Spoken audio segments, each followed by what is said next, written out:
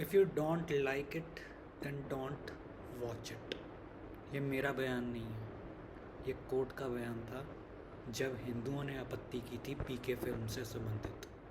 सबरीमाला में क्या हुआ ये आपको पता है, सैनिटरी पैड तक वहाँ दिखे। ये हाल है सेकुलर लोगों का और सेकुलर हिंदुओं का हमारे समाज में। और आज यहाँ तक परिस्थिति पहुँच गई है कि आज चीफ जस्टिस गवई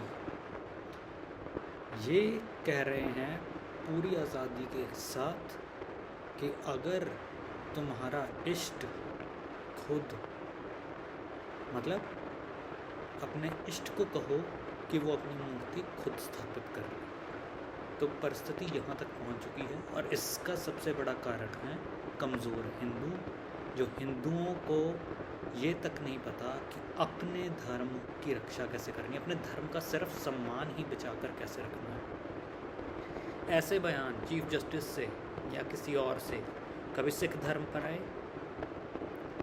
आपने अगर देखा होगा तो किसान आंदोलन के बाद क्या हुआ था, रेड फोर्ट पे किसका झंडा फहराया गया था? खालसा। ठीक है, ये हाल है। मुस्लिमों के बारे में कुछ बयान देखे सुप्रीम कोर्ट या कोई और, तो आपको पता चल जाएगा कि परिस्थिति क्या होगी। ख़ास तौर पर मैं सिखों और मुस्लिम धर्म से संबंधित लोगों की बात कर रहा हूँ, क्योंकि वो अपने धर्म की रक्षा करना जानते हैं। उड़ता पंजाब एक फ़िल्म आई थी, पूरे पंजाब में वो बैन रही, जैसे बंगाल फाइल्स अब बंगाल में बैंड है।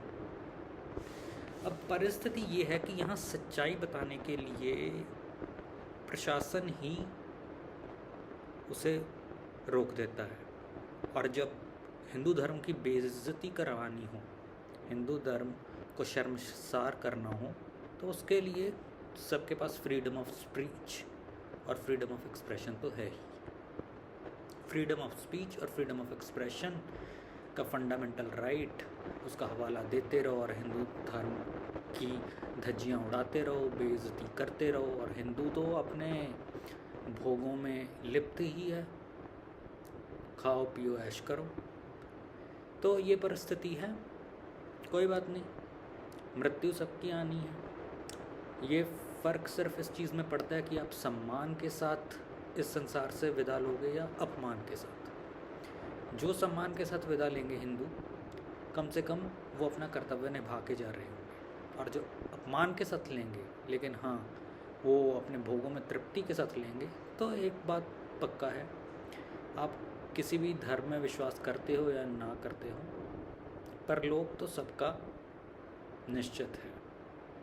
जब चित्रगुप्त फैसला करेंगे और आपके कर्म सामने आएंगे, तो ना आप इस शरीर में होंगे और ना आप अपने आप को किसी भी तरीके से बचा सकेंगे।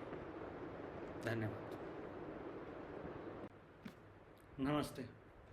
तो आज मैं चर्चा करूँगा स्वामी निगराचार्य जी और सुप्रीम कोर्ट, इस विषय पर।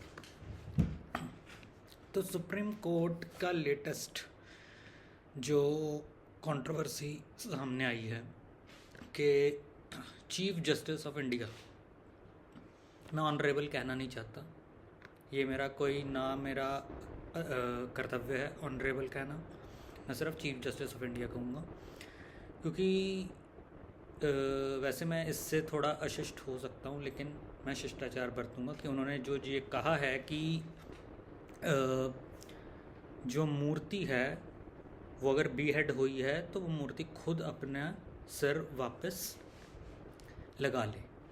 तो ऐसे आपत्तिजनक बयान, और ये मुझे आज हैरानगी इसलिए नहीं हुई क्योंकि ये सिलसिला वर्षों से चलता आ रहा है। जब मैं बड़ा हो रहा था तो मुझे ये ओपिनियन था कि ये सुप्रीम कोर्ट एक ऐसा कोर्ट है जो जस्टिस करता है, जो बहुत अच्छे डिसीजंस करता है। लेकिन जब आप धर्म को सीखते हो, जो धर्म सुपर साइंस है, जो अल्ट्रा साइंस है, जो एडवांस साइंस है, उसमें फिर आप बारीकियां देखते हो कि कहाँ समस्याएं हैं। इतने फैसले आए हैं जिसमें स्पष्ट तौर पर हिंदू धर्म के खिलाफ बायस किया गया है सुप्रीम कोर्ट के द्वारा। इतने फैसले आए हैं, अगर आप राम मंदिर का फैसला छोड़ दें, गौ हत्या के फैसलों को शामिल कीजिए।